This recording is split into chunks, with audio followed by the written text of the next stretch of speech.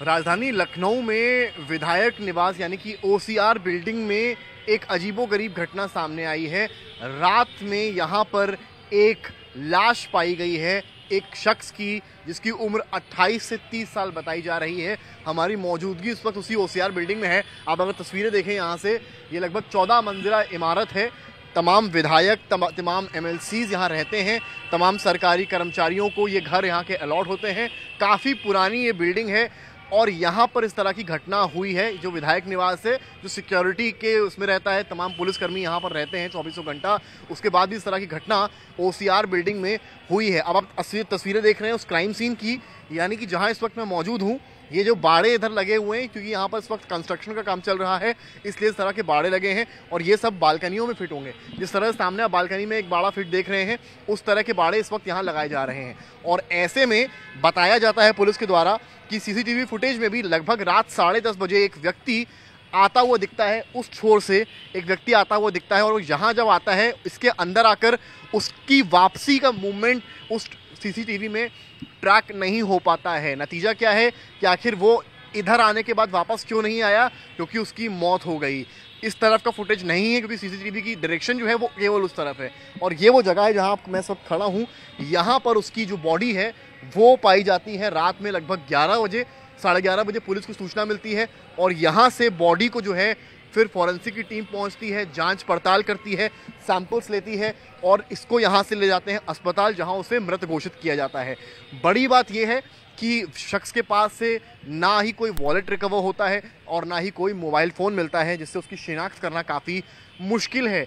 देखने में वो ठीक ठाक परिवार का लगता है, लेकिन आखिर ऐसा क्या होता है कि जब शख्स यहाँ जाता है, क्योंकि उसके बाद का फुटेज नहीं है, तब क्या होता है आपको एक बार समझाते हैं इस बिल्डिंग का पूरा क्या फॉर्मेट रहा है। ये बिल्डिंग काफ़ी पुरानी है और एक समय में इसको डेथ टावर के नाम से भी लोग जानते थे, क्योंकि यहाँ अक्सर सुइसाइड होते थे। अब आपको बताते हैं सुइसाइड कैसे होते थे। ये आप देखिए, तमाम यहाँ पर जो ये आपको देखेंगे सीढ़ियाँ हैं। जिस तरह से एक सीढ़ी खुली, मैं आपको जाकर भी दिखाऊंगा एक बार। आप यहाँ से देखिए कि इस तरह की तमाम सीढ़ियाँ यहाँ पे लगी हुई हैं। कैमरामैन संजय आपको दिखा रहे हैं। अब इस सीढ़ी को आप देखिए, ये सीढ़ी आप देख रहे हैं, ये ऊपर से खुली हुई है। इसके ऊपर वाले फ्लोर पे कैमरा करिए एक बार, वहाँ पर आप देखेंगे कि बैरिकेडिंग लगी हुई है। कई साल पहले यहाँ back to back suicide cases होते थे। लगभग 2006, 2007, 8, 9, 10 की बात है। ये जो एरिया था, यहाँ से आदमी चढ़ता था, पैर यहाँ रखता था और नीचे कूद जाता था। अब आप देखिए यहाँ से कितना आसान है, यहाँ से चढ़कर नीचे कूदना। ये तो फर्स्ट फ्लोर है, यहाँ से कोई गिरता है यानी कि वो शख्स है। एक बात साफ है कि उसको ऊपर से फेंका नहीं गया है, यहाँ से तो नहीं फेंका गया है। अगर बॉडी की पोजीशन ये है, यहाँ से अगर वो गिरता है तो पहले फ्लोर से किसी को इंजरी हो सकती है, लेकिन उसकी मौत नहीं हो सकती है। सर पे चोट नहीं है, जो बताती है कि सर पे चोट, ऐसा भी नहीं है कि फर्स्ट फ्लोर से गिरा हो सर पे चोट हो। कोहनी पे चोट है, कंधे पे चोट है, बाकी जो मेडिकल रिपोर्ट में सामने आएगा। ऊपर की तस्वीर आप देखिए, जितने ऊपर के आपको मैं फ्लोर्स दिखा रहा हूँ, उसमें एक चीज़ साफ है कि सब में नेट लगी हुई है, बैरिकेड लगी हुई है, हाफ बैरिकेड लगी हुई है, जिससे छलांग मारना पॉसिबल नहीं है। यहाँ से छलांग मारना पॉसिबल है, लेकिन यहाँ से कोई छलांग मारेगा तो कुछ भी नहीं होना है। तो बड़ी बात यहाँ पर यह है। अब आपको तस्वीरें सामने की भी दिखाएंगे, उतनी देर में मैं नीचे आपको दिखाऊंगा तस्वीरें कि यहाँ से ये जो तस्वीर है वो थोड़ी सी अलग है। अब मैं जब यहाँ से निकल के आता हूँ तो माना ही जा रहा है व्यक्ति शख्स यहाँ से अंदर गया होगा। अंदर ऐसा उसके साथ क्या हुआ कि वो यहाँ पर उसकी बॉडी मिली। पहली चीज़ ये है, क्या उसका मर्डर हुआ और बॉडी लाकर यहाँ डाल दी गई, डिपेंड्स इंजरी मार्क्स कितने हैं। या एक थ्योरी आजकल कार्डियक अरेस्ट की चली है, हार्ट अटैक्स लोगों को आ रहे हैं, लेकिन अगर हार्ट अटैक आता है तो चोट के निशान जो पाए गए बॉडी पे वो कहाँ से आए। नंबर 3 कहानी ये है, क्या ऊपर से फेंका गया, लेकिन ऊपर से फेंका कैसे जाएगा जब ऊपर पूरे के पूरे नेट से कवर किया गया है।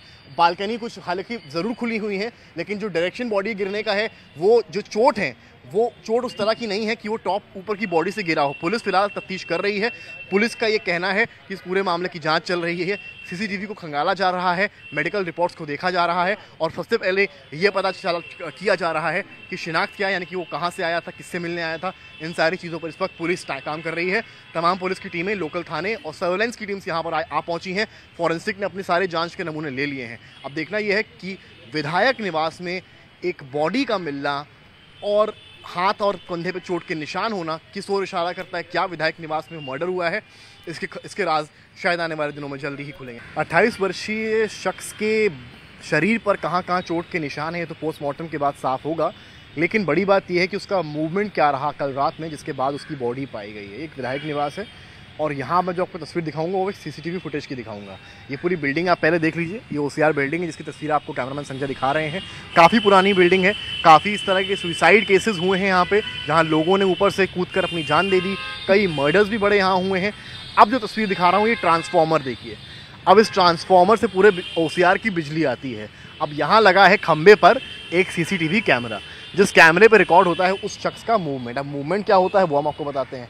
जो जानकारी पुलिस सूत्रों के मुताबिक मिली है वो ये है कि वो शख्स इस डायरेक्शन से यहाँ चलकर आ रहा था सामने की तरफ, यानी कि वो सामने गया और सामने जाकर वो यहाँ से आता है और आगे कैमरामैन संजय मूव करेंगे और दिखाएंगे। इस मारुति 800 कार के आगे आता है और इस डायरेक्शन से वो अंदर चला जाता है। अब कहानी क्या है कि जब वो शख्स यहाँ से अंदर जाएगा, यानी कि सपोज़ यहाँ से अंदर गया या सपोज़ करिए कि थोड़ा सा आगे से भी गया, तो जब वो यहाँ आया और इस डायरेक्शन के बाद ये टीन शीट सामने आएंगे और सामने का कैमरा आखिरी मूवमेंट कहाँ तक कैप्चर करेगा, सामने का कैमरा आखिरी मूवमेंट कैप्चर करेगा इस लोकेशन तक, या सपोज़ अगर आगे से गया होगा तो उस लोकेशन तक। लेकिन जब वो शख्स अंदर पहुँचा तो वो मूवमेंट कैप्चरिंग बंद हो गई, क्योंकि सीसीटीवी का निर्धारण यहीं तक था। तो बड़ा सवाल पुलिस के लिए भी यही है कि आखिर ऐसा क्या हुआ जब वो अंदर गया कि वो वापस कभी आया ही नहीं। कैमरामैन संजय के साथ समर्थ श्रीवास्तव, लखनऊ आज तक।